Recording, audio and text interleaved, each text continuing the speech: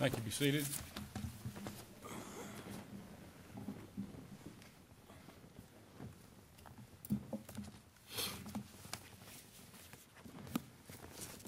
Clerk, would you read the docket, please?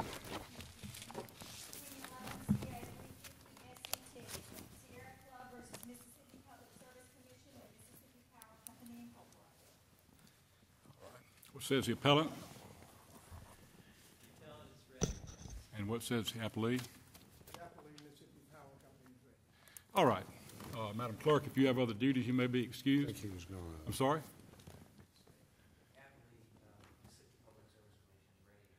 All right. Madam Clerk, if you have other duties, you may be excused, and you may make the argument for the appellant.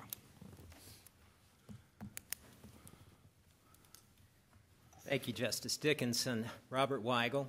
I'm appearing today on behalf of the appellant, the Sierra Club. The Kemper County Power Plant is one of those rare situations, both in its physical aspects and in its legal aspects, that essentially tests our hyperbole and our ability for hyperbole. It's a $2.4 billion project at best, net of federal subsidies, that is going to commit the ratepayers of Mississippi Power Company to rate increases for the next 40 years. It's a project that has a very good likelihood of having cost increases above that. And the decision comes from an agency that, according to the decisions of this court, stands in the stead of the marketplace. It takes the role of being between the utility company and the ratepayer who has to pay for those things, and it involves the largest single immediate reversal of a decision that I've seen in the annals of this Public Service Commission or another Public Service Commission. Now let me address, before I go any further, I want to address the question of standard of review and the evidentiary standards that are used to look at a Mississippi Public Service Commission decision. Now, we know that the evidence, it's subject to the familiar arbitrary and capricious substantial evidence standard, which is used in many contexts in the review of administrative decisions. Now, the case law has a number of different formulations of how that substantial evidence standard is to be determined. It talks about arbitrary and capricious, means fixed or done capriciously or at pleasure. By substantial evidence, the cases talk about, and this is something that the Public Service Commission cites often, something less than a preponderance, but more than a mere scintilla or glimmer. Now, the scintilla or glimmer standard, will say personally, I find to be more poetic than easy to apply in practice, but it is fleshed out by what we see in other formulations. For example, substantial evidence is such evidence as reasonable minds might accept as adequate to support a conclusion.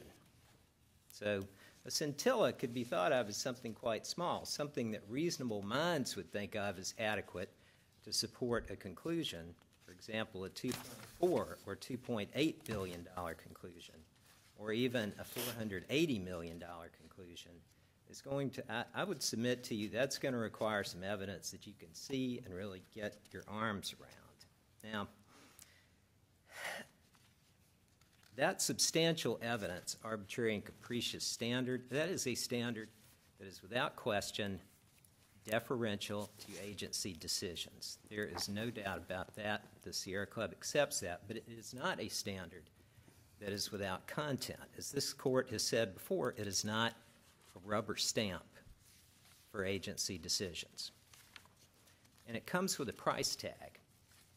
And that price tag is that the agency, in the context of the decision before it, needs to make clear its reasoning, needs to make clear the reasons that it drew conclusions from the factual evidence, and the reasons that those factual conclusions support the decision that was ultimately made under the statute at bar, which in this case, of course, is the question whether a permit should be issued says that this project meets the public convenience and necessity.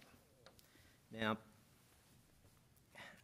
I'm going to submit to you, in Mississippi, we have a specific statute that deals with this in the context of the Public Service Commission, Mississippi Code annotated 77-3-59, which says very specifically, the Commission shall make and file its findings in order, in its opinion, if any, all findings shall be supported by substantial evidence presented, the familiar standard, and shall be in sufficient detail to enable the court on appeal to determine the controverted questions presented and the basis of the Commission's conclusion.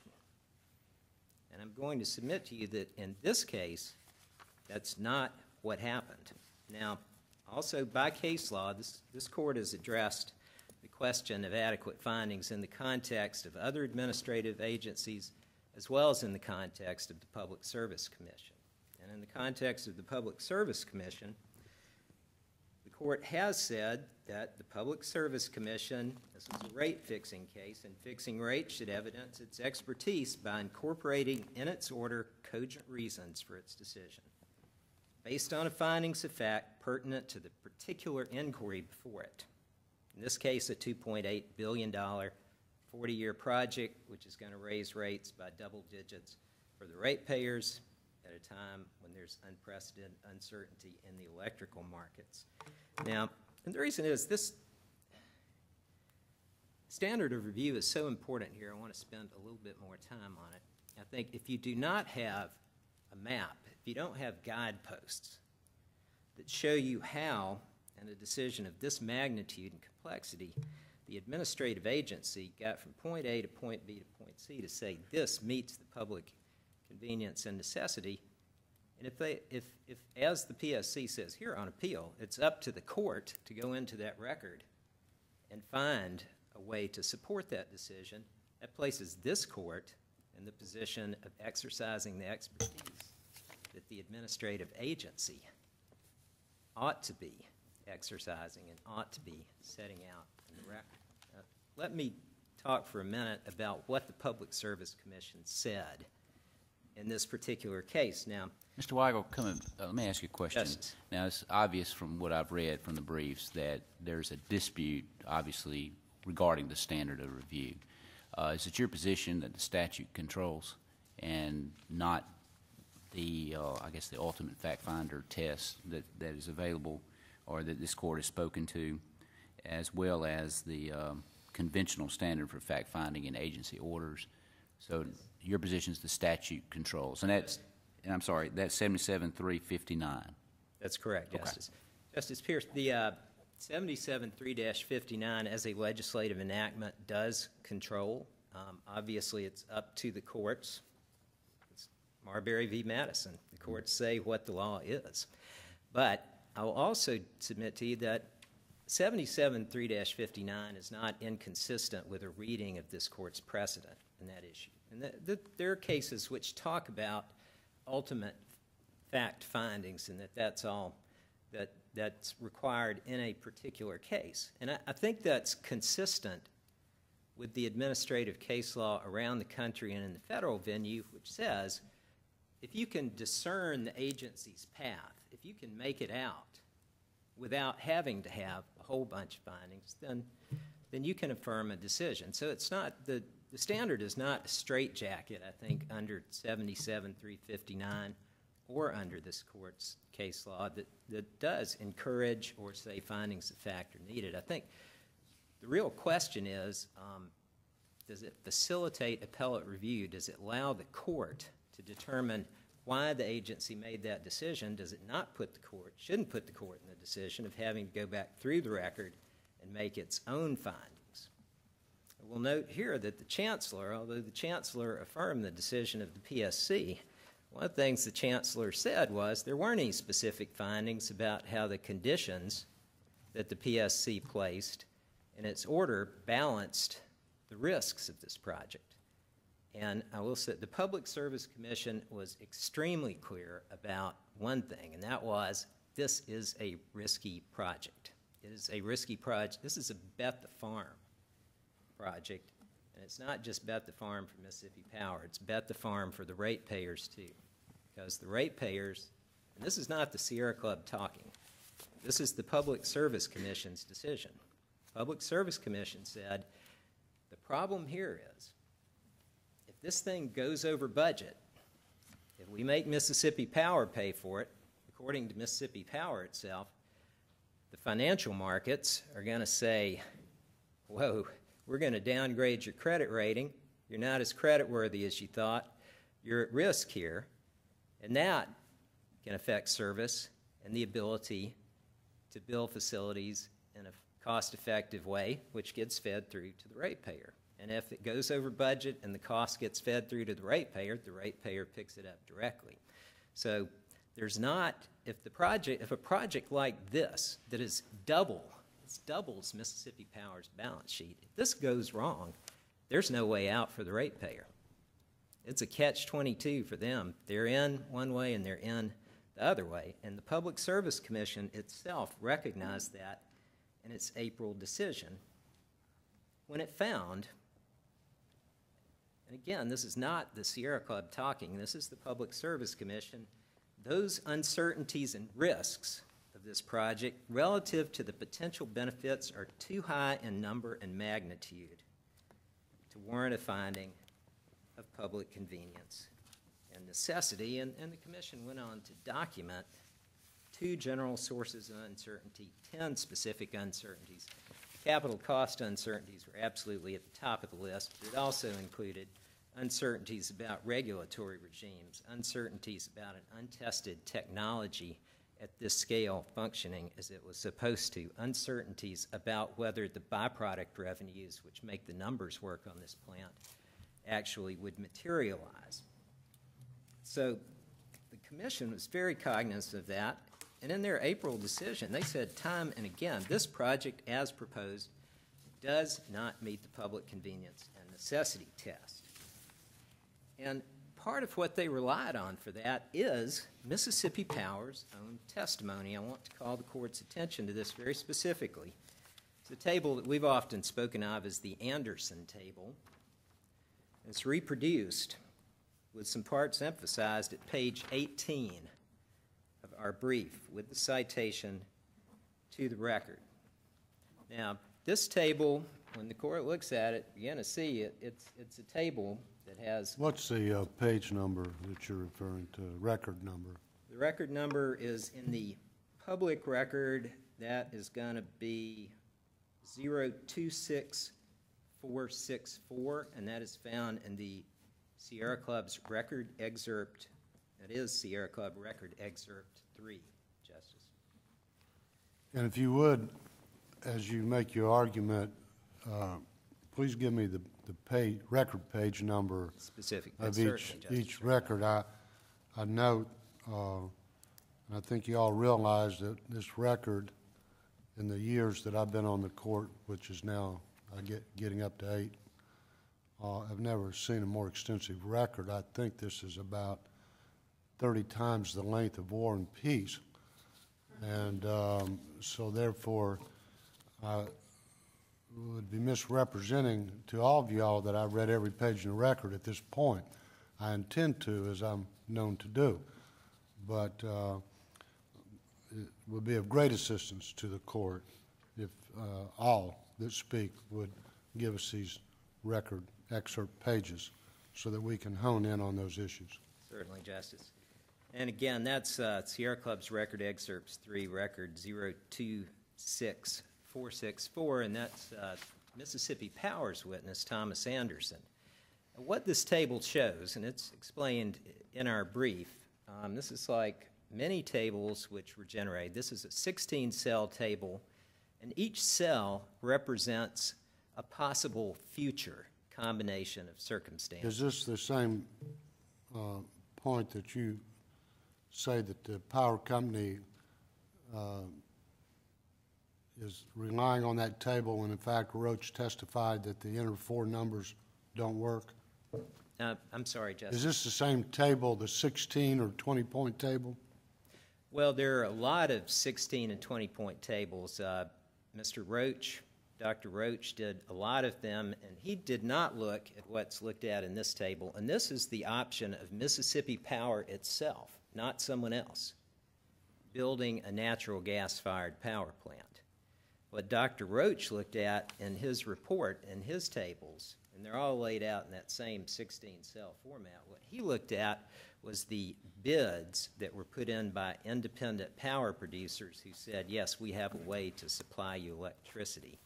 Now, all of those tables used a similar format, and I think it is important to understand that format, which is that it's a set of futures, and it involves future combinations of natural gas prices and future combinations of what the penalty, or tax, if you will, would be for emitting CO2 in the event that there is a penalty associated with greenhouse gases in the future. So these tables involve modeling exercises, and they look at different futures. And if you look at for example, the middle 4 cells in this table, what it indicates, using the information that went into it, is that at anything, let me say, these middle 4 cells, a Mississippi Power witness testified that qualitatively these were the most likely futures to occur. These were the most likely future scenarios. What these show is that building a natural gas plant by Mississippi Power itself, not by someone else, at any cost overrun from 4% to 15% is a worse deal for the ratepayer than the Kemper plant.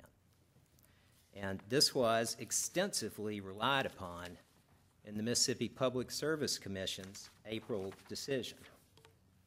Now, that decision, which is also, it's included in our record excerpts there, Justice, Mississippi Power looked at this, and he said, and they said, look, this table shows us that if there's a 20% increase in cost of Kemper, it makes it lose relative to building a natural gas plant in all but the very highest price scenarios for natural gas power. And that's one of the reasons that we're not going to give you Mississippi Power the 33% or $1 billion cost overrun that the company originally asked for. Mississippi Power originally said, well, in response to questions from the commission, we would like for you to give us a 33% cost overrun on this plant in advance, in effect.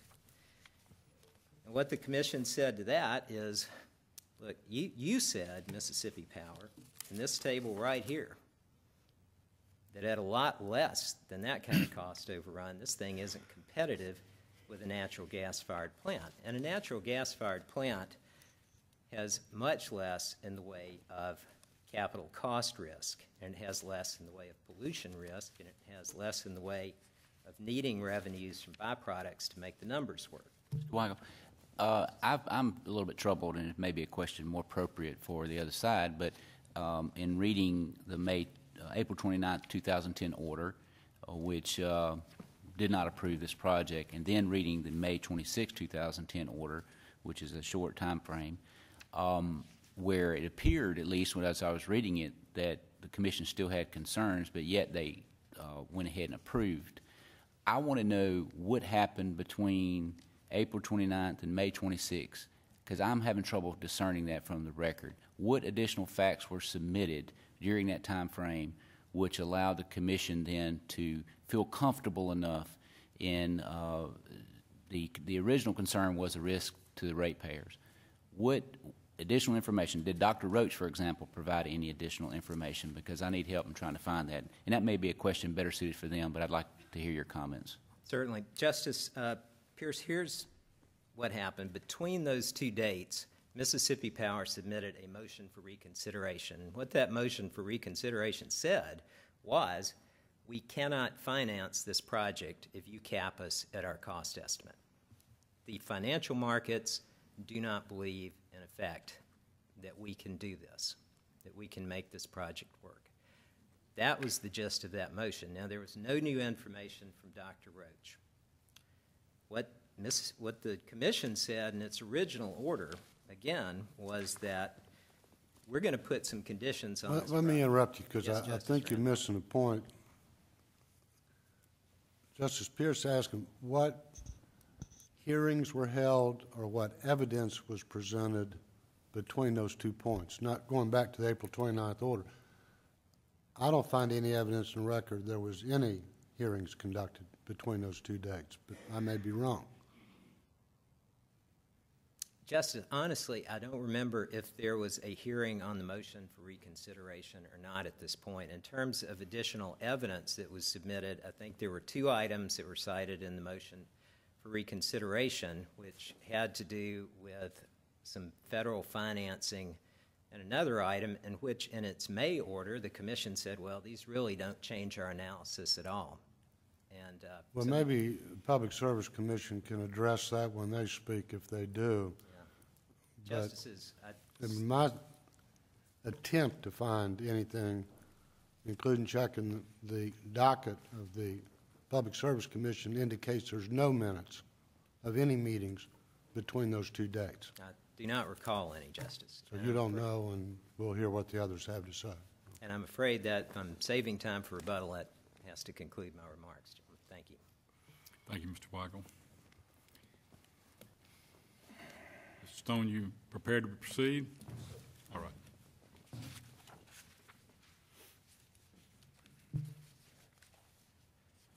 Please the court, I'm Ben Stone of Boston Bingham, here representing one of the Appalachian Mississippi Power Company.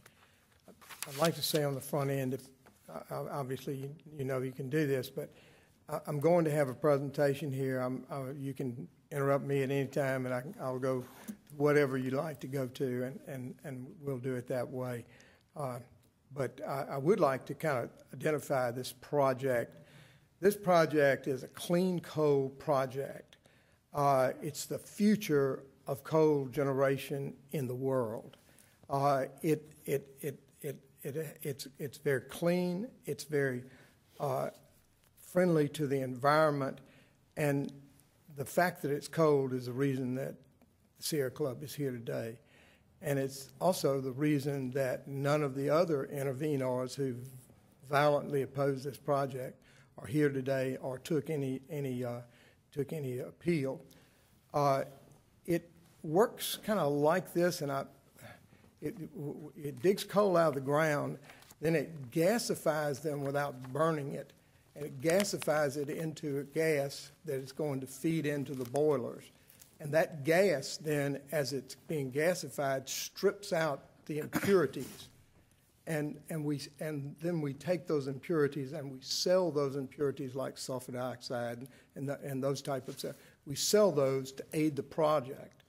And it also takes out, and the principal reason for all of the DOE support, which we've got almost $1 billion worth of support, the reason for that support under the acts of Congress is that it also takes out 65% of all the carbon dioxide that would be in burning naturally in coal, and it takes that and sequesters it. Actually, it uses it in early oil recovery in Mississippi, and early oil recovery will recover again an equal amount as to the original recovery of oil in a field.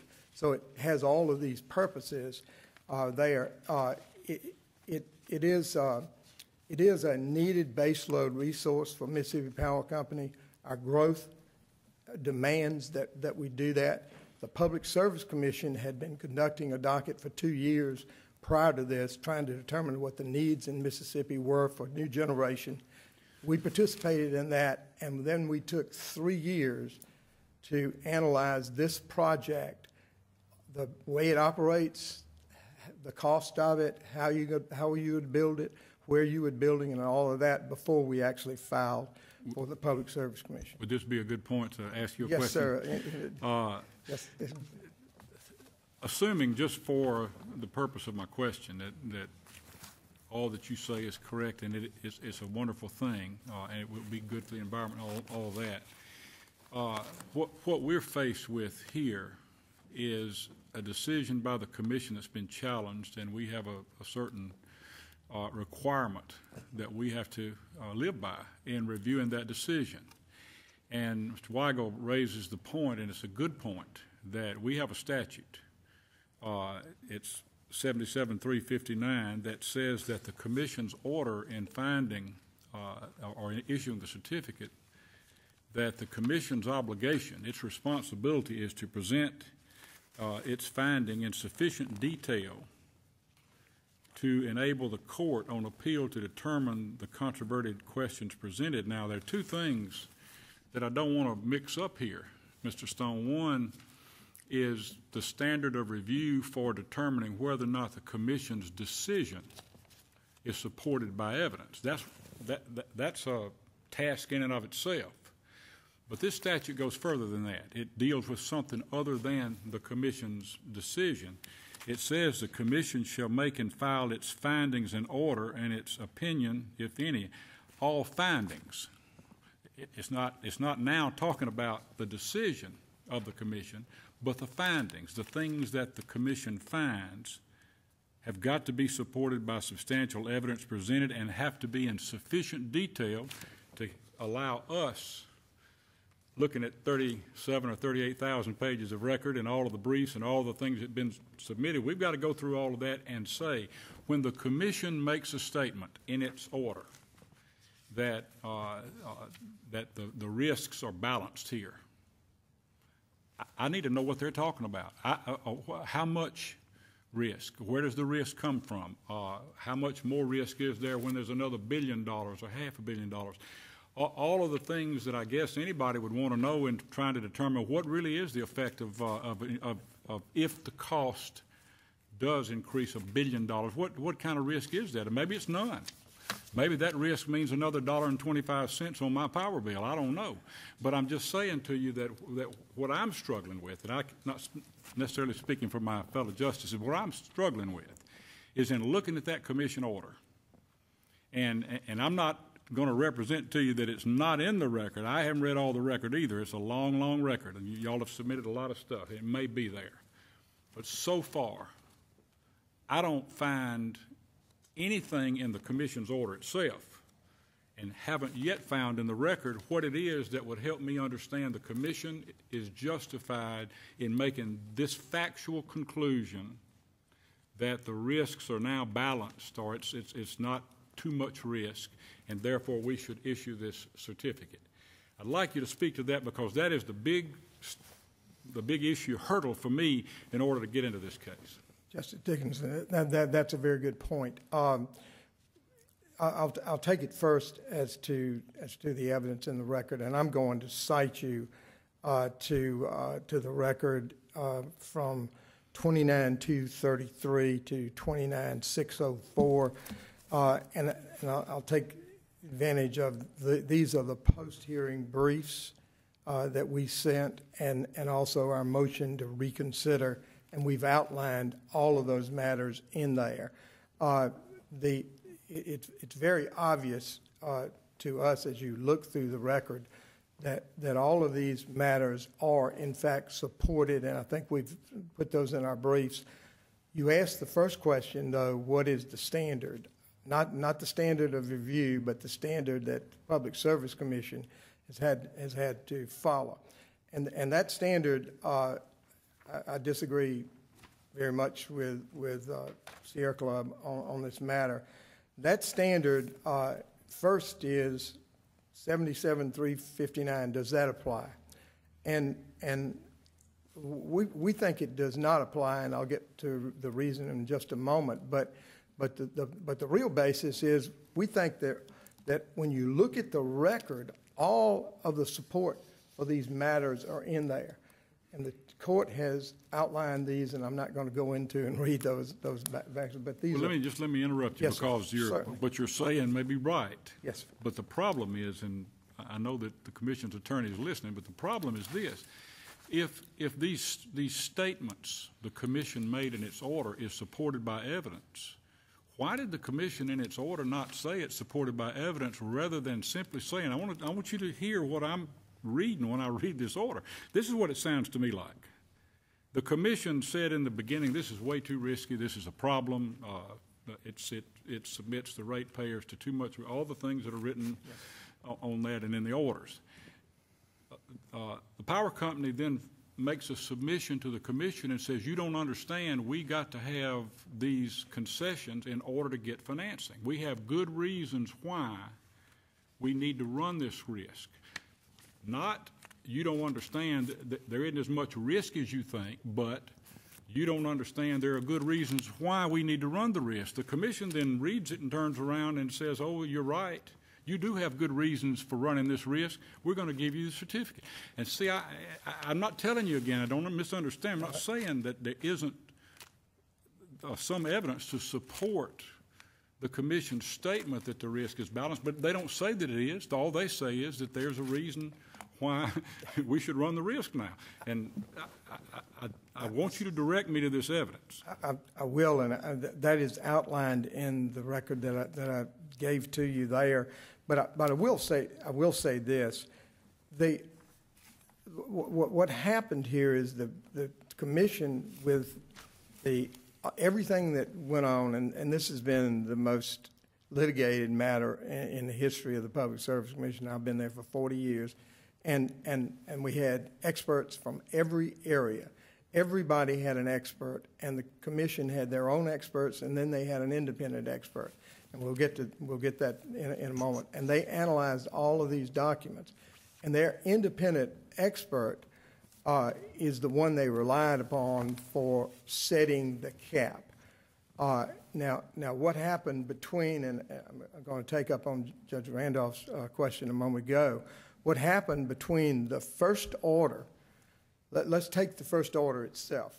The first order, they determined we're going to grant this, but we think there's a lot of risk that weighs, and we're going to have to consider matters that will alleviate that risk and put the ratepayers and Mississippi Power Company on the same plane. Right, let me interrupt you now, hey, Yes, but I yes, promise I'll get you That's fine. back No, to where no, you that- started. that's fine. It says in the order, first couple pages, power company, you lose. And we probably shouldn't say anything else, but here's some ideas that we have if you want our approval. What is the statutory or constitutional authority for the Public Service Commission to recreate a deal? Well, but I want that answer yes, first. sir. Yes, sir. Well, the public convenience and necessity, and I have to go back, is what governs this. Public convenience and necessity is not defined by the legislature. It's a legislative function. It's been delegated to them to do as a legislative finding, not a judicial finding. And so what's happened, that means you take into consideration everything that's there, and if they form an order, you're exactly right that the first thing they said was exactly what you said, and Robert's going to say that 4 or 5 more times today. And they said, but we're going to tell you how it meets the public convenience and necessity. And if you were to accept these conditions, now that's an unusual thing because, you know, you'd think we're going to frame this right now and we're going to put these conditions on. But it doesn't work that way. Number one, they don't have the authority to put the conditions on. Number two, if they put a condition like the cap on it, it wouldn't be a cap because of the prudent investment rule, and prudency would have to be determined. And as long as those expenditures were prudent, it would eliminate the cap. They recognized that, so they had to go behind that and formulate a new way to do it. And the way to do it was to tell us, okay, it doesn't meet the public convenience and necessity the way it is today, but we can tell you how to fix that if you'll agree to this matter. And they recognized that we had to agree to that. What they did was go a little bit too far. They set the cap, and by the way, this isn't the amount of expenditures, this is simply the cap, because every expenditure for that plant has to pass a prudence test and also has to pass the used and useful test, which is at the end that it actually works and functions. So what they're saying is they're going to let us look at all those, but what happened was their stated objection, and I'm not going to read these, their stated objection in everything that they said in all those orders was to ultimately approve this, this Kemper County plan. And they devised a way to do it. They had to do it the way I said, but what happened was they didn't look at all the evidence as far as the cap was concerned, and they also didn't review the evidence that we had that we couldn't build the plant with the two, all the rest of them are okay, with the two things that they principally wanted to do, and that was the cap and the construction work in progress, the way they handle that. And I'll be glad to define that in a moment if you like. But those are the two things that we couldn't do because we could not go to the financial markets and without some relief in both of those areas and finance this plant. So the plant wasn't going to be built. And so we had to make, we needed a motion for reconsideration, and we set forth, and Justice Randolph, if I can give you what we said in that motion to reconsider in just a moment. But I've got it right here in front of me. Okay, we cited changes that had taken place that ameliorated that risk somewhat. We also cited that we can't build this plant in the sense of the cost cap itself. We can't build this plant if that cost cap is there because we're not going to be able to finance it. And so what they did was Why could you not finance it? It's not a risk issue. It's that the financial markets, if you have a cap and you can't go over the cap, and it's exactly what you estimated you could construct it for, they would never lend you the money.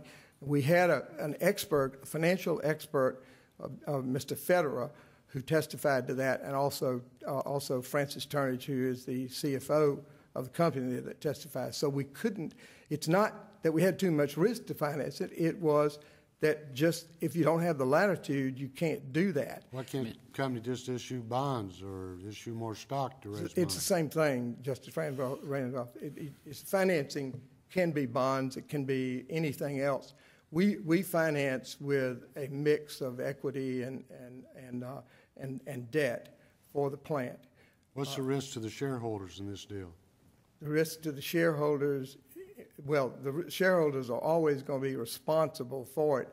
The risk to the shareholders would be that they can't finance and that we couldn't be able to build a plant. And we'd already spent close to $100 million on this plant. $100 million, though, out of the billion is absolutely is a small amount. That's correct. What I'm trying to figure out is, and you laid it out in your brief, this is all about coal, and don't use it or do use it, as far as Sierra Club was. And I'm not concerned about that.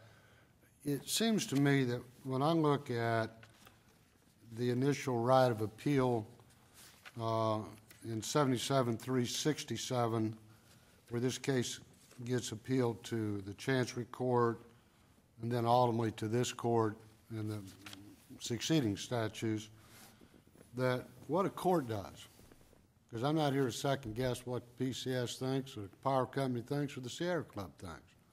It seems to me that our role is there evidence in this record that supports MPC's position? And if there's substantial evidence to support it, then they should prevail.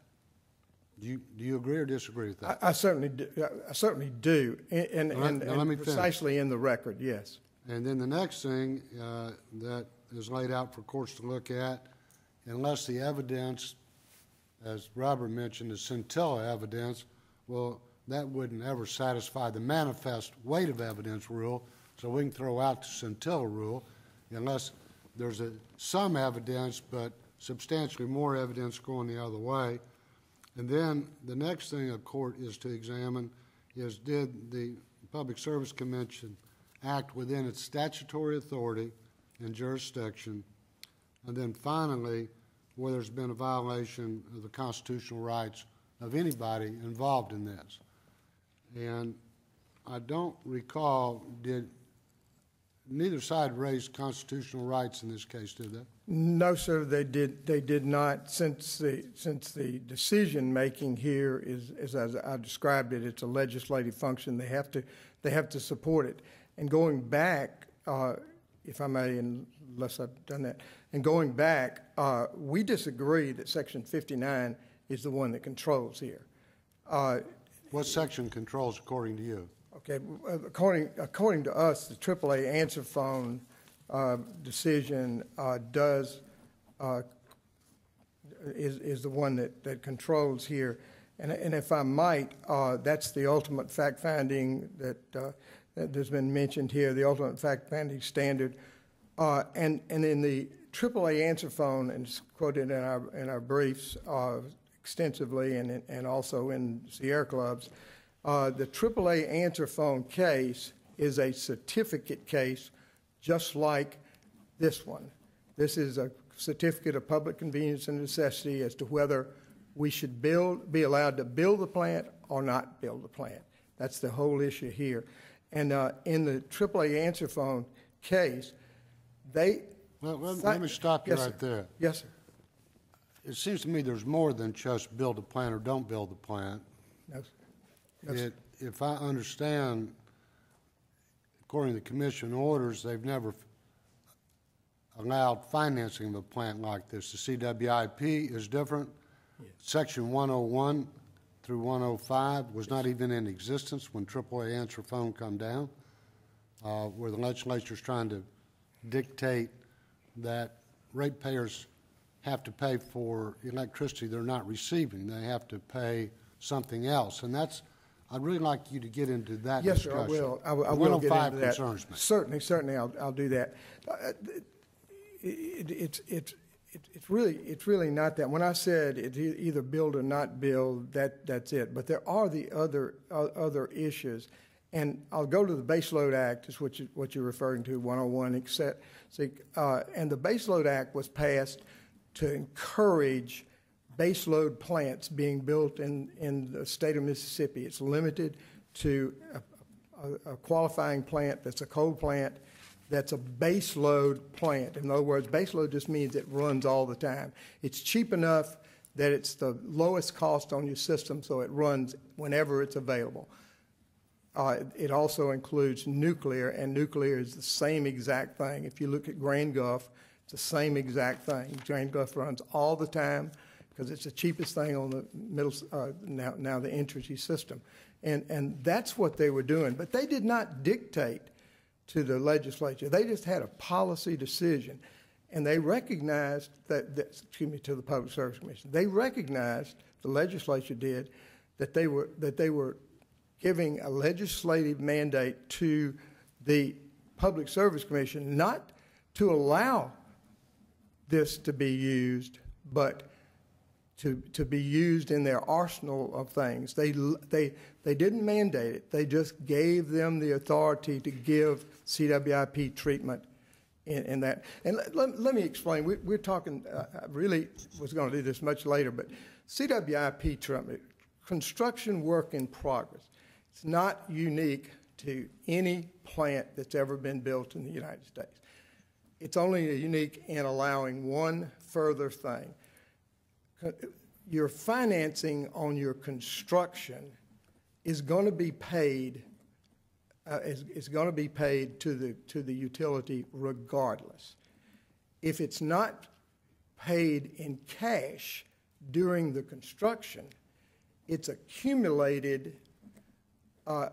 It's accumulated during the construction period, and at the end of the construction period, it's capitalized, and then you use interest on interest and financing on financing, and it costs a considerable more amount of money, and that's the way it's done. It's not a choice. I mean, it's one or the other. You're going to get both of them, but the power company is going to be paid, the utility, any of them are going to be paid during that construction. Mr. Stone, let me ask this, though. Yes, sir. When you're calculating a rate, forget this, if this plant is not under discussion, just a normal rate, the Mississippi Power or any other power company, is it normal for the rate, the full construction and construction interest to be paid by the ratepayers on the front end versus being capitalized and charged as a rate on the back end? There are instances not in the construction where that is allowed under our law, and the Supreme Court has approved that. But as far as in a construction period that lasts several years, like this one, no, it is unusual. Let me tell you what I'm getting at. It is only done because of the Baseload Act. I must confess, like my colleagues, I haven't read the 33,000 pages either, but we are working hard to get that done. This is a very important case, but I haven't found anywhere in the country, perhaps maybe in Georgia, where there was a facility built there. I don't know that there's another incident or another example where this type of project's been approved to seek guidance from. You correct me if I'm wrong, but tell me this. You've got, just as a basic understanding of this, the project, I think you would concede, and the Public Service Commission conceded over and over again that it was risky. And there's still a great deal of risk involved in the project based on what I've read in the record. Having said that, it's not our job, obviously, to be public service commissioners. That job has been done, but we have a standard of review, and if we use that statute to then look at these orders to determine whether or not appropriate fact-finding occurred so that we as a reviewing court can look to see whether or not error occurred, I'm having trouble, I'll be honest with you. I don't see it in the May order. It looks like to me the April order found that this was too risky. It did not meet the public convenience and necessity. Then Mississippi Power filed its paperwork, and then just a few days later we get another order. But I did not see and still do not find anywhere where Mississippi Power, where the commission then explained to a reviewing court why now can we find that this is not too risky for public and now meets the public convenience and necessity test. That is a good point. I really do want to go back to AAA in just a moment, but I'd love to answer that. But what they changed in this was the cap and the ability to receive CWIP. And I think that is explained in detail as to why they made those changes. Number one, we made a motion, and I can give you all of the things that we had cited in the motion and had updated the commission on, which we're required to do under the statute. And we'd updated them on these things, which did reduce the risk. The thing we needed was relief on the CWIP, relief on the cap. And it didn't change the risk. Some of what we did changed the risk, reduced the risk, but it didn't change that. What they did was they made these two changes. They went from the $2.4 billion to 20% over. And in that, they relied upon their own independent experts' testimony. And I refer you to that testimony. It's referred through all of the three of the briefs. And they relied on the testimony when Dr. Roach said, this thing is still a good deal at 2.4 plus 20%. And that's his testimony. That's what they relied upon. And they also said that they had reviewed Mississippi Power Company's motion and the update that was brought with it into the motion. And based on those two things, they amended from 2.4 billion to 20% above that, allowing a cap, a hard cap. There's still a cap below that. There's a construction cost cap. It's just that you have to justify everything between 2.4 and 2.88 million dollars as being prudent. $2.88 billion, excuse me, I get confused with those terms. $2.88 billion, a dollar over that is disallowed. And that's what they're trying to say. And that's what we had to agree to. Are you going to go back to AAA? I would love to. Yes, sir. Well, let me ask you just an introductory question. In 77-359, which you claim doesn't apply because of AAA, I suppose is what you're saying. I want to read you the first sentence and ask you a question. The first sentence of that statute says, "The commission shall make and file its findings and orders and its opinion, if any." Now, do you take the position that those things that are referred to in that sentence, its finding and order and its opinion, is not what happened here? That what happened here is something issued by the commission that's covered by some other statute? No, sir, we do not take that position. We do take the position that we do comply with that, and the Public Service Commission does comply with it. Okay, but you are saying to me, though, that this order, the April and the May orders, the two orders, are orders that are covered by that sentence? No, sir, I'm They're not saying that. No, I take the opposite position on that. They are because not- this court has taken the opposite position on that. Okay, but you're saying that they're not a finding, an order, or an opinion as referenced in that sentence? I'm saying, and I don't mean to be technical here, Judge Dickerson. Be as technical as you can. But I'm saying that this Supreme Court has said that that section does not apply to certificate cases. That's what I'm saying. And that rule does not apply. And what it does say is that's kind of the beginning of the ultimate fact-finding standard in the Public Service Commission on certificate cases only. And what that case, and I'm not going to read that case to you, but I do want to tell you what it said. It said, and it discussed Section 77-359, and then it discussed the Mississippi Power Company versus Mississippi Public Service Commission, which the Sierra Club relies on, which is a rate case, and it rejected both of them and said, no, we're setting up this ultimate fact-finding standard in certificate cases, and that's what it says, and that's what it did. Do you think the court had authority to do that? Sir? Do you think the court had authority to do that, just to ignore the statute? I think that they had the authority to set up something with a certificate case. I don't think they probably had the authority to set it up with a rate case, because that's completely different things. Certificate is no question, that's a legislative function. The rate case itself, and if you look at the case that Sierra Club cites and the case that was rejected here, Mississippi Power Company versus Mississippi Public Service Commission, that was a reversal because what they said was nothing was found in the record that showed how they set the rates. They actually didn't set rates, they just rejected rates.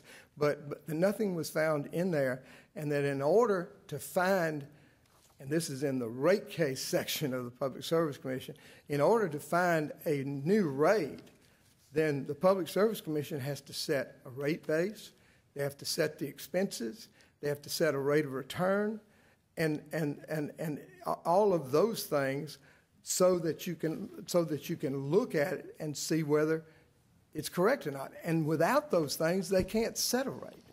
And so rate making is completely different from certificates, and that's kind of the basis for AAA, which not only implicitly but explicitly disavows that. Okay. Well, your time's up, but if you have a concluding statement or remark, I'll allow you to make it.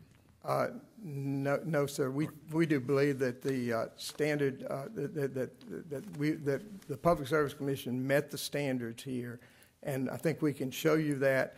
We would urge you to read our memorandum, which is attached to our motion to reconsider this matter, and then read what I've stated there as to the cap. I did not get to the CWIP, but that same thing is true there, and they rely completely upon the testimony, uncontradicted, of Dr. Federer and Ms. Turner.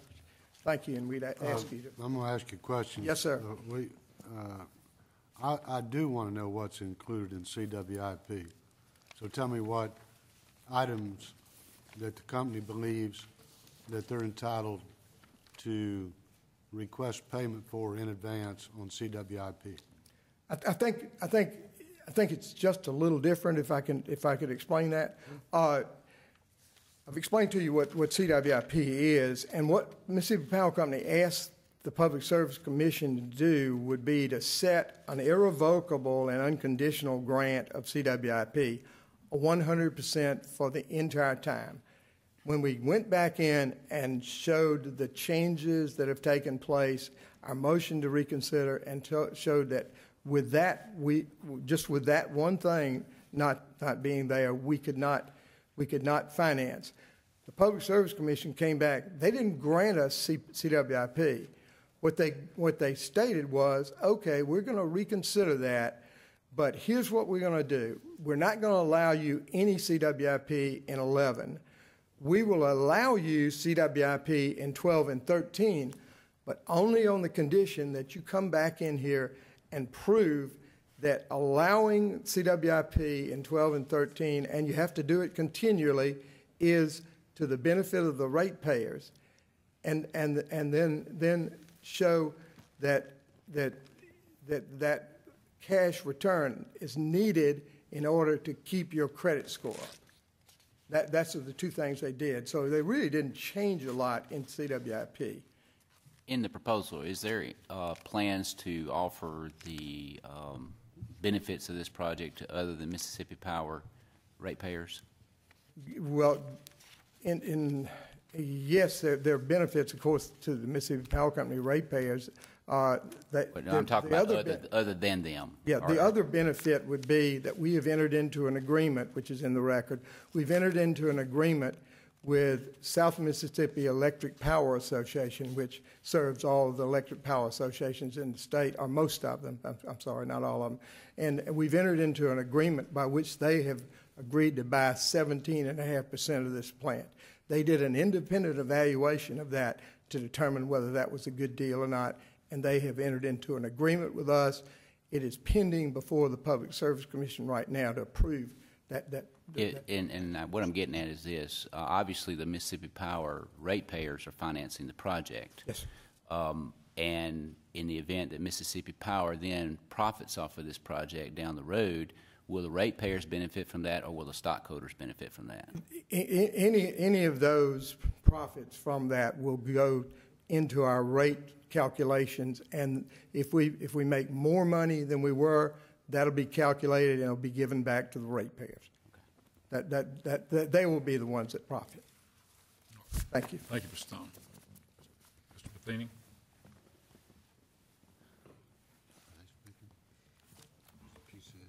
Thank you. Justices, I think that what we Excuse me just a minute. A word. Who's Mr. Matheny? Were you going to argue?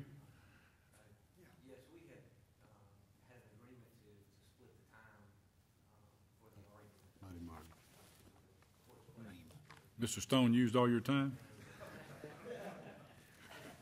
Yeah, Would you like to make a statement so that everybody will know you were here? Would, give me 10 minutes. You have a question for him? No, give me 10 minutes that he was. I have a question. I will add some time and give you some extra time as well if you want to, because I do not want to miss an important point on this case. We may not have you back up here, and then again we might, but this is a very important case, and so I want to make sure the justice's questions are answered. So I'll allow you to make a short argument. I may stop you before the 10 minutes and add time to counsel opposite's time. But thank you, Your Honor. I'm Justin Matheny with the Attorney General's Office representing the Public Service Commission. And if it would please the Court, I think that from all the questions that were asked of Mr. Stone and what they were, most of the questions we're getting at is how are the risks of the Kemper project balanced by the conditions that were included in the May 2010 order? How did the conditions imposed for the certificate mitigate the risks that would be associated with the Kemper project? And there's two risks that are chiefly at issue that have been briefed and have been raised as problematic from the Sierra Club, and that's the cost cap and the CWIP treatment. The way that the conditions in the May 2010 order mitigate the risk of construction cost overruns is it sets an outer limit at which if the construction cost of the plant exceeds $2.88 billion, then those costs cannot be recovered back from the ratepayers through the future rate proceedings. So it sets an outer limit that mitigates the risk of construction cost overruns going on and on and on. What about the risk below 288?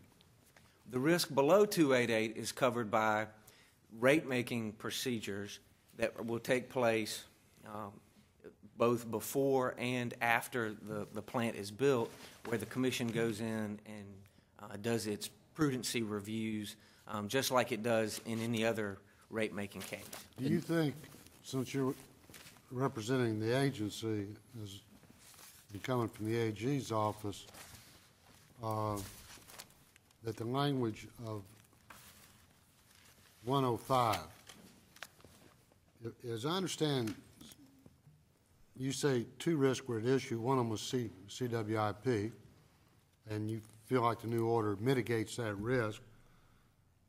But when I look at the statute 105, it says that CWIP will be recovered if this is a total failure. The ratepayers have to pay for it no matter what. Is that correct? That's not exactly correct, Your Honor. In 105, you're talking about the Base Load Act, 773-105. Right. If for some reason that the project fails, if they have to halt construction, if it doesn't work out, then they have to come back to the commission to be able to prove the used and useful components, just like they have to do for anything that they build out there. They have to prove that it's used and useful, that the costs were prudent. In the event of a failure, then they would have to come back and meet that burden to be able to recover those costs. Well, when I look at 105-1A, it says that the prudently incur pre-construction, construction, operating, and related costs that the utility incurs in connection with the generating facility. So that would be this project, right? Yes, Your Honor. Including but not limited to all costs contained in the utility's construction works in progress, or CWIP. That's in this deal, isn't it? Yes, it is. CWIP in this deal?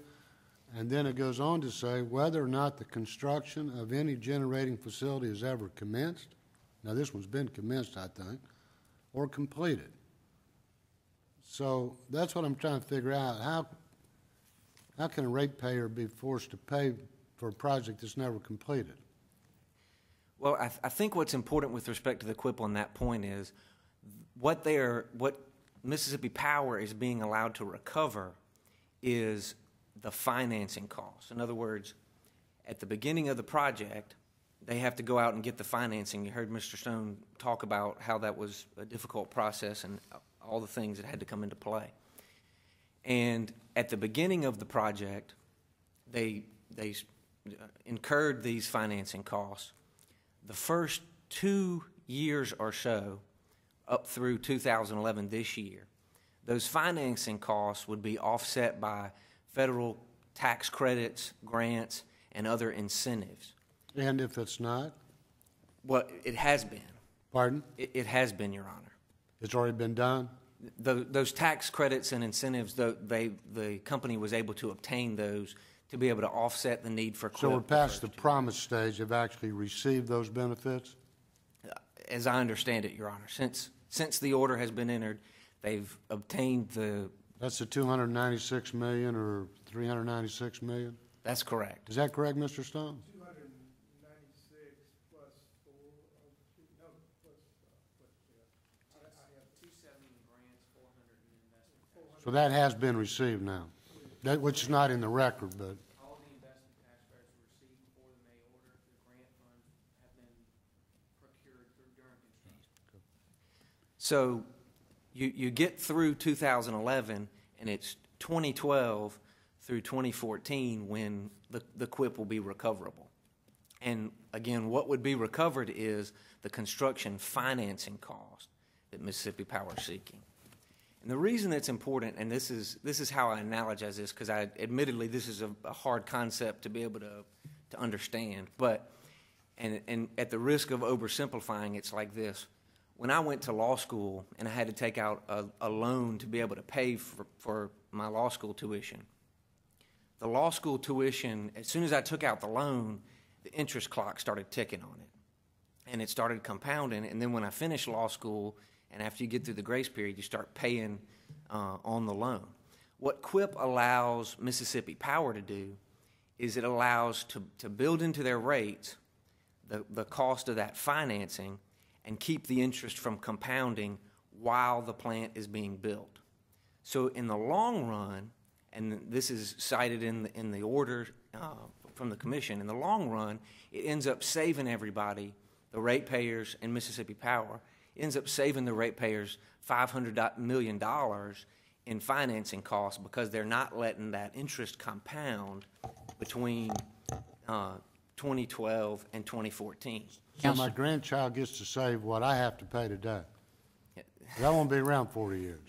That may be an even better and simpler analogy than my law school loan, but yes, Your Honor. Counselor, let me ask, if you don't mind. In the April order, by the way, did you draft the orders? No, Your Honor. Who drafted the orders? The Public Service Commission did. I'm assuming the attorneys over there did. Okay. I'm not. I'm at the Lucky you, huh? Civil Division. Anyhow, it's found in the April order that the Kemper project was too risky. And then in the May order, less than, I guess, 27 days later, perhaps, they were able to alleviate their concerns, it seems. But I can't find, and I'll ask you, and as I did Mr. Stone, I've looked, I cannot find where an explanation is that says, for example, we, the Commission, have considered the following information, and therefore we are convinced that in April we were wrong, that because this additional information, A, B, C, D, and E, now we believe that this is not too risky to the ratepayers. Can you help me find that in that May order? Sure. This is how I would think about it. The first, where your question started, is the most important part, is that the order found that, in the April 2010 order I'm talking about, the April 2010 order found that Kemper, as proposed by Mississippi Power, was too risky. It didn't meet the public convenience necessity test. However, with the conditions that were spelled out in the April order, that would bring the project in line with the public convenience and necessity. After the April order was issued, that's when Mississippi Power filed its motion for reconsideration, and it made arguments and cited evidence in the record of reasons why those conditions, that it wouldn't accept those conditions ultimately. So the change between the April order and the May order is the April conditions and the May conditions. And what was submitted, I'm sorry, I didn't mean to. No, go ahead. What was submitted, and these are examples of it, but there were, in the motion for reconsideration, the impact of the financing and the need to be able to obtain the financing in order to be able to go through with the project. Let me stop you then, because that gets right back to where I began. When Mississippi Power submitted this proposal that led to the April order, it included, as I understood it, $2.4 billion estimate of cost. Is that right? That was the cost estimate submitted by the company, yes. Okay, that was the number. And as I understood the Public Service Commission's response to that number, they called it too risky. I think the language they used was a $2.4 billion estimate has enough uncertainty to impose even more risk on ratepayers is not consistent with the public interest. And I guess where the disconnect is here, and you seem, all of you seem not to be hearing our concern, and we're probably not articulating it very well. But if $2.4 billion is too risky, how is it that you can make an additional $0.4 billion added on to that explained as to why, by explaining why you need to add it on in order to get financing, cause the $2.4 billion not to be too risky anymore. If $2.4 billion is too risky, I think what Justice Pierce was asking you, and I know what I'm asking, is I haven't heard you say anything. Didn't hear Mr.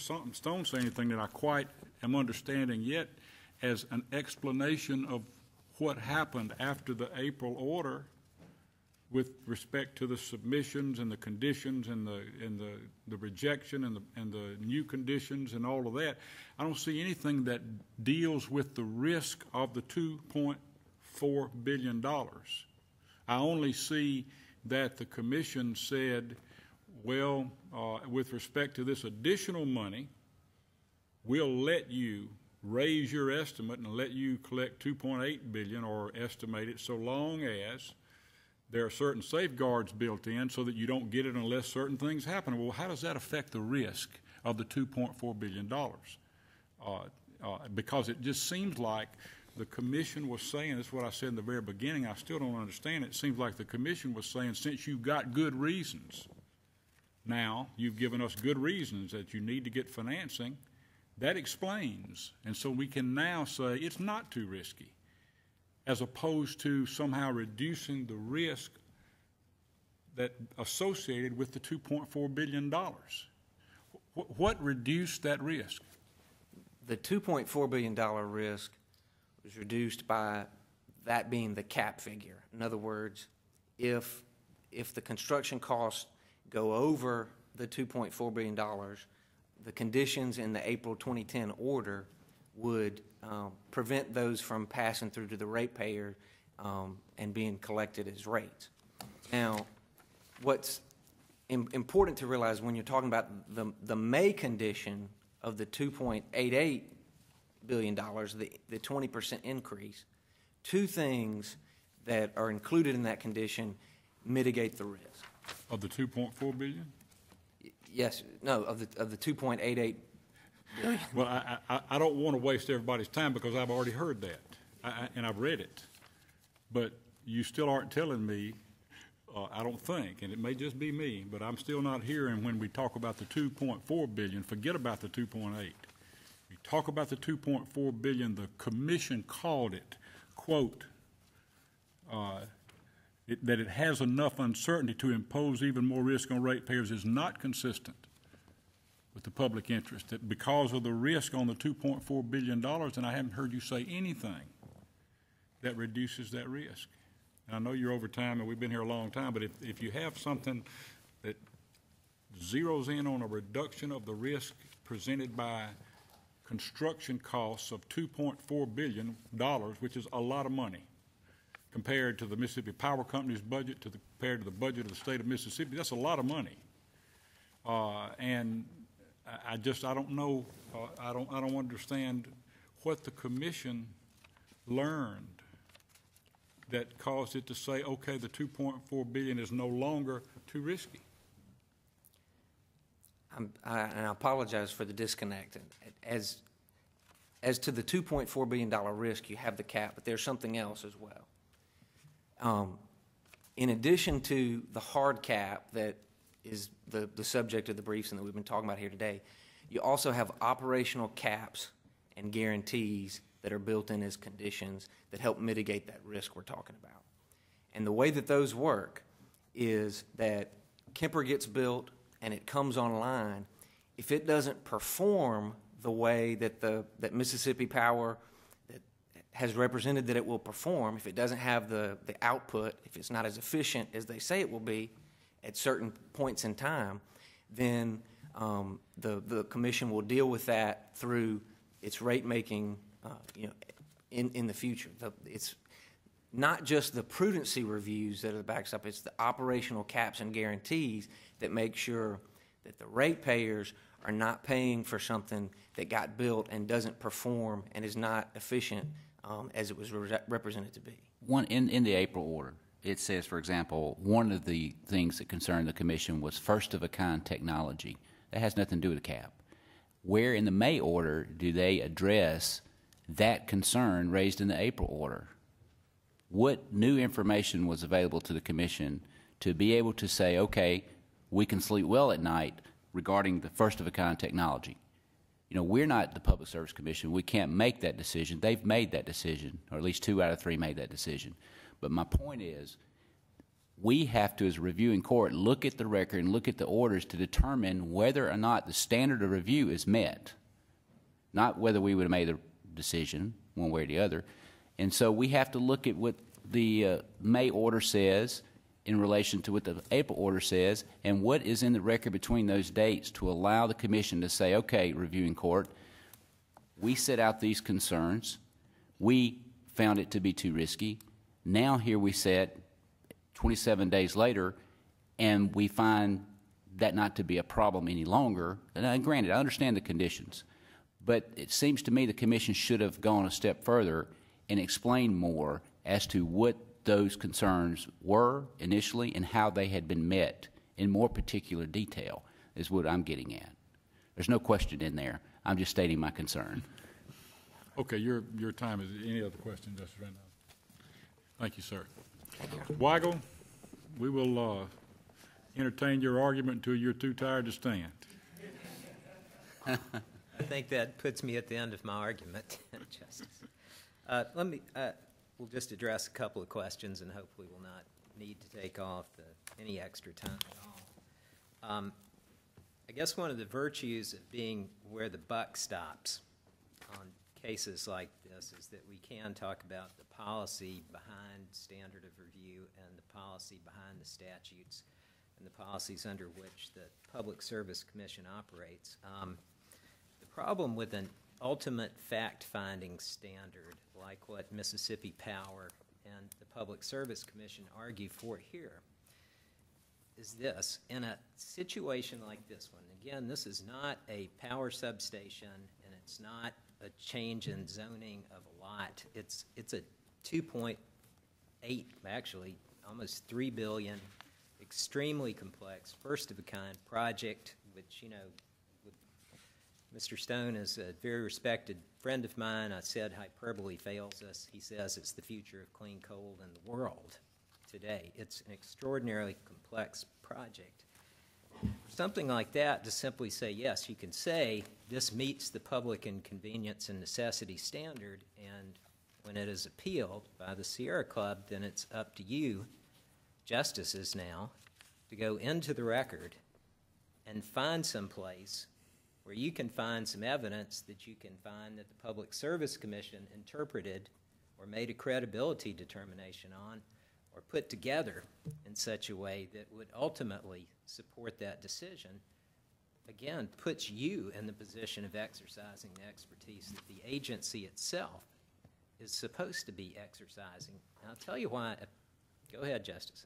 I was just based on what you're saying, is there somewhere in the record that there are projections or statements of what the rates will be at any particular period of time if this project goes to $2.8 or $3 billion that you are confident in? Any estimates or numbers?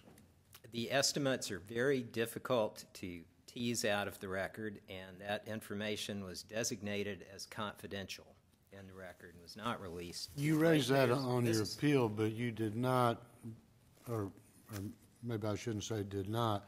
What steps did you take to obtain the confidential material either before the commission? Well, there are two different issues. I was able to obtain myself the confidential material. What I was not able to do, and what the commission never ruled on, filed a motion to have the confidentiality of the rate impact information lifted so that that information would be public, and then we could share. I could share it freely with my client. So you, as an attorney, saw it, but your clients never saw it? I, as an attorney, saw it. What Mississippi Power said publicly is it's going to raise rates 33%. The analysis that I've seen from the confidential information would indicate it could be as much as 45%.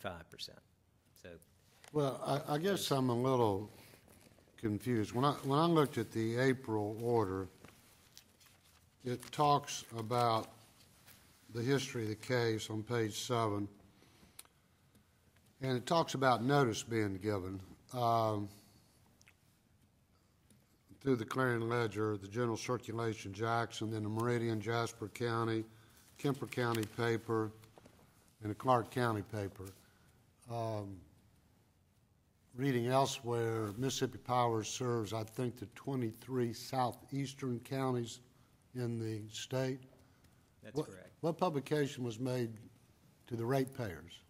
What notice was given that your rates may go up and you may want to go raise Cain about it? Well, candidly, I'm not aware of any specific. Why did you not raise notice that issue? that was given of that? Well, I think I did raise that in the context of asking to have that information made public. No, but you didn't raise on appeal that there was not even adequate notice to the right. I guess what I'm working at or trying to figure out is that under 77-367, talking about standards of review, it seems to me if this court finds evidence, substantial evidence, or the lack of substantial evidence to support Mississippi Power, they should win, according to the law. Well, now, let me go through the five, and I'll let you address each of them. Sure. Or this court can find that the evidence that was created was contrary to the manifest weight of evidence, or it's in excess of the statutory authority of their jurisdiction, or whether it violates constitutional rights.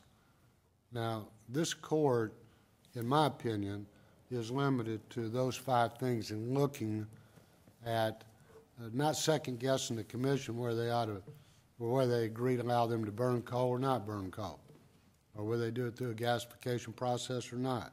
Because I don't pretend to be an expert, and it appears to me this case is a battle of experts, both economic and technological.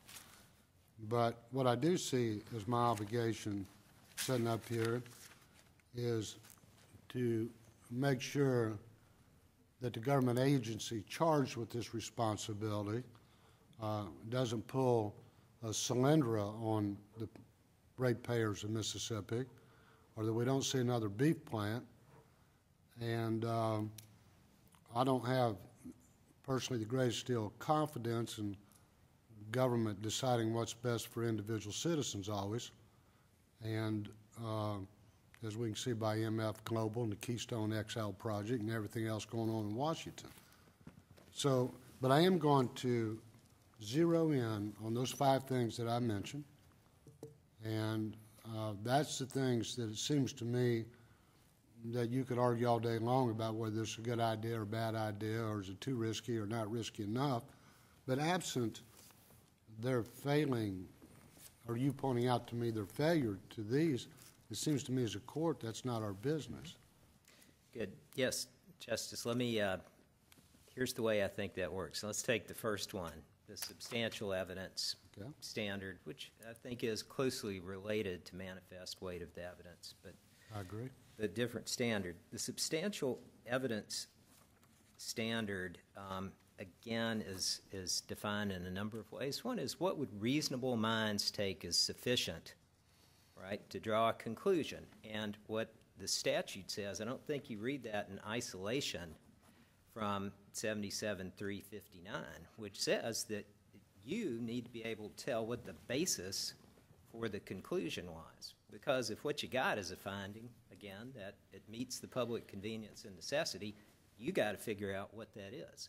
Now, because the Public Service Commission didn't say, here are the bases on which we find that meets the public convenience and necessity, because we believe, for example, they could say, we believe that it's most likely that natural gas prices will do X.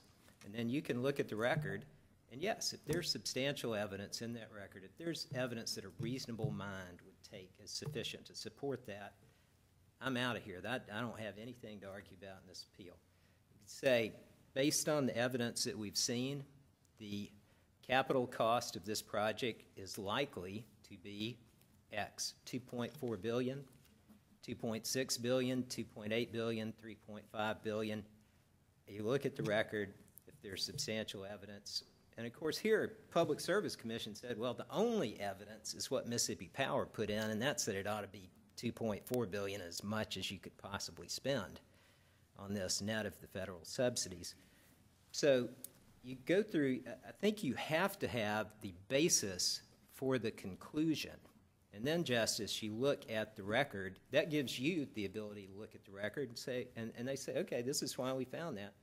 And you can look at that evidence and say, yeah, that makes sense, or no, that doesn't make sense.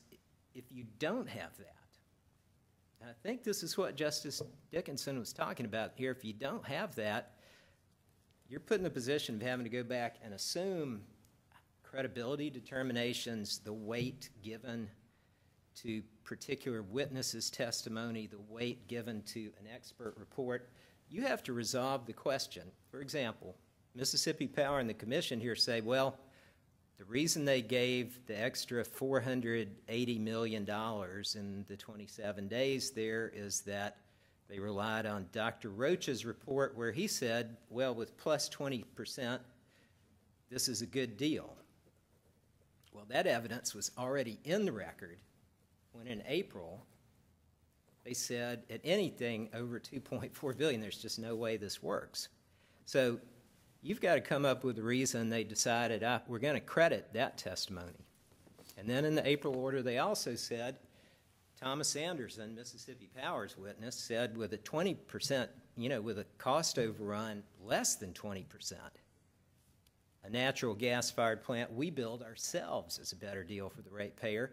And they don't mention that at all in the May order, so you have to go back and figure out why they decided to ignore that this time. And again, this gets me back to, I think, the policy argument here is that without sufficient findings of fact on the bases for conclusions from an agency, again, the agency's not exercising its expertise. The court has to, and I'll tell you, again, this is why it's good to argue to a court where the buck stops. The public, they don't know why they're being given this 40-year commitment that's going to raise their bills, according to Mississippi Power, by a third, because the commission didn't say it, and the Chancery Court didn't say it, and Jim Persons, he's a good judge, even though he ruled against me in this case. He said they didn't give specific findings about how the risks are balanced here. And if we go to this court and the court says, well, we got a 30,000-page record, and there's a lot of stuff in there, so there must be substantial evidence to support this ultimate finding, they're not going to know from this decision either. And But there is evidence in the record that the fuel prices increased 54% between 2003 and 2008. there's Fuel adjustment, the total bill went up 54%, 80% related to fuel costs. that's the justice. So when you talk 30 to 40% increase over 40 years, that sounds like that may be a good trade-off versus 54% over 6 years. That's right. Justice, there is evidence in the record that gas prices have spiked at times, and there is evidence that they've gone down, and there was clear evidence in the record gas prices were trending down, and in fact, it's not in the record here, but they're a lot lower today than what was being projected in that proceeding, a lot lower. So there was evidence that there are spikes and that natural gas prices can go up. There was also evidence that we're on the cusp of a situation where natural gas prices are low and continuing low for the future. Now, and again, I think what the Commission and Mississippi Power are arguing is that you, the judges, have to make that decision. Say, okay, well, they must have said natural gas prices are going to spike up because that's the only way to justify doing this project. So that's why I think the ultimate fact-finding, the claim that ultimate fact-finding is all that's required and that you simply have to go and find something to support the decision, is wrong. Now, again, certainly, if you're building a substation, if you're reviewing rezoning of a lot that's sitting on a road somewhere, if you can look at the record and you say, okay, this is easy to sort out, this makes sense. I don't think it's a straitjacket, but I think when you're talking about determining whether somebody living in North Gulfport that is paying $150 electric bill now is going to be paying a $200 electric bill in the future. I think that it deserves some specific findings of fact that specifically address the risks. If you don't have any further questions, Justices, that conclude my presentation. Questions? All right, Mr. Weigel, thank you very much. And let me say, I'm sorry? All right, we're going to take the unusual step, Council, of asking you to remain where you are. We're going to have a short conference just to be sure that we've covered the things we need to cover. We would hate to have to bring you back up here for another oral argument if we can cover questions that didn't get addressed. So if you'll be patient with us, we're going to take a short break, remain where you are, and then we will come back and let you know if we need further argument. You may take a break, certainly, of course. Mr. Marshall, could I see you in the back, please?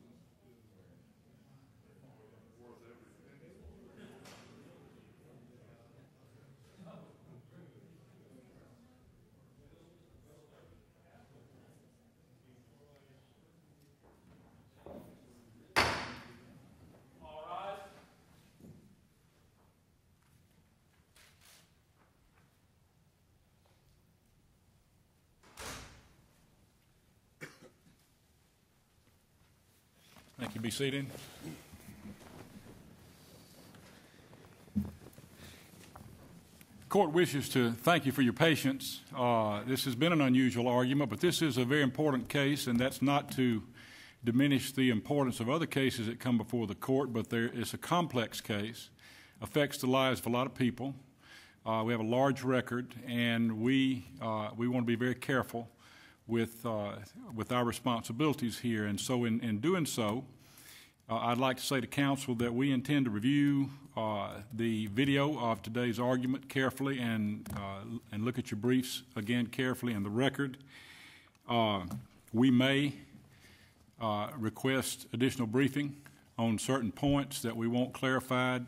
We may request that you supplement the record with information such as what was disclosed today concerning the costs that were covered, and we very well may invite you back for an en banc oral argument and let the entire court hear what you have to say once these issues are clarified.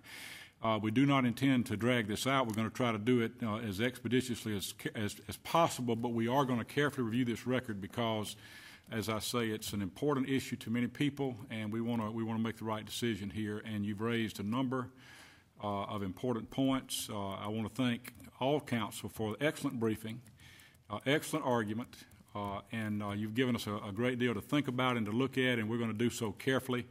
And so until you hear from us again, thank you very much for your attendance here today and for your participation. The court will stand in recess until next duly reconvened.